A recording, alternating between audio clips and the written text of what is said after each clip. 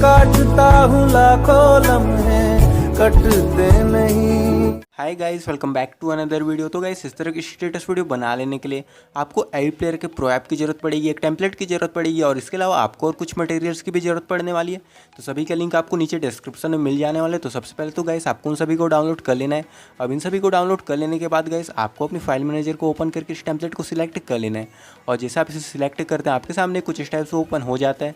तो सबसे पहले तो गाइस आपको यहाँ से अपनी कोई भी म्यूज़िक को सिलेक्ट कर लेना है जिसे आप अपने व्हाट्सएप स्टेटस में लगाना चाहते हैं। और म्यूज़िक को सिलेक्ट कर लेने के बाद आपको इसे लेफ्ट स्वाइप कर देना है। अब इसके बाद गाइस आपको यहाँ पर कुछ एडिटिंग करने की ज़रूरत होगी, तो इसके लिए आपको ऊपर एक पेंसिल का आइकन मिल जाता है।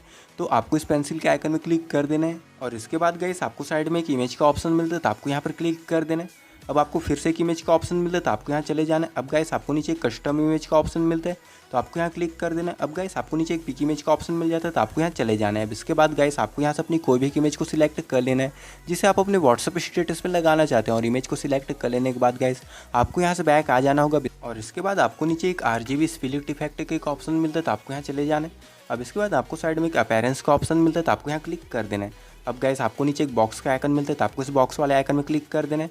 अब गाइस आपको इसके फर्स्ट बॉक्स को सिलेक्ट कर देना है। अब इसके बाद गाइस आपको यहाँ से बैक आ जाना होगा। अब इसके बाद आपको नीचे एक ब्लर इफेक्ट का ऑप्शन मिलता है, तो आपको यहाँ चले जाना है। अब आपको फिर से इसके अपीयरेंस वाले ऑप्शन में क्लिक कर देना है और इसके बाद गाइस आपको इसके सेकंड वाले बॉक्स पर टिक कर देना है। अब इसके बाद गाइस आपकी वीडियो तैयार हो जाती है। अब चलिए मैं आपको बता देता हूँ कि आपको इसे परफेक्ट साइज में कैसे सेव कर लेना है।